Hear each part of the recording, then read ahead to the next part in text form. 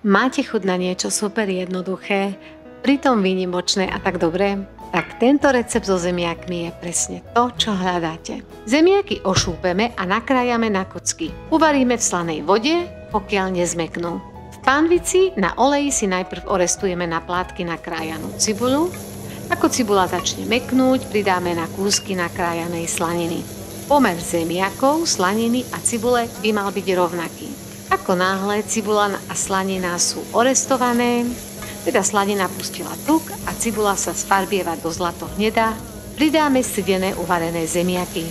Dobre premiešame, okoreníme čiernym tvorením a prípadne dosolíme. Nezabudnite pridať pár lístkov rozmarínu, ako sa to stalo mne. Zemiakom dodám mediteránsku arómu a príchuť. Môžeme podávať ako hlavné jedlo, napríklad so strúhaným syrom, alebo ako prílohu a ja som ich použila ako topping na pizzu.